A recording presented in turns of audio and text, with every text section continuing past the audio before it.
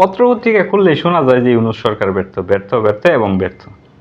এই ব্যর্থ লোকটা কিভাবে একটা সফল ইলেকশন সংগঠিত করবে? এটা একটা প্রশ্ন।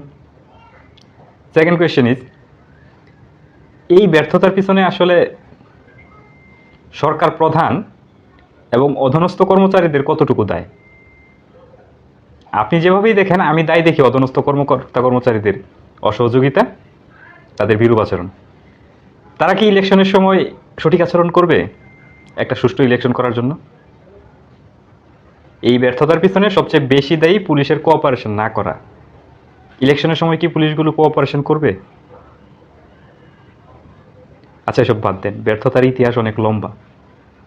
বাংলাদেশ জন্মোত্তর এখন পর্যন্ত যতগুলো আন্দোলন সংগঠিত হয়েছে, প্রাণ ঝরেছে, সাধারণ মানুষ জীবন দিয়েছে, ওই সকল আন্দোলনে কতজন এমপি, মন্ত্রী কিংবা জনপ্রতিনিধিদের আত্মীয় স্বজন মারা গেছে, ছেলে সন্তান মারা গেছে?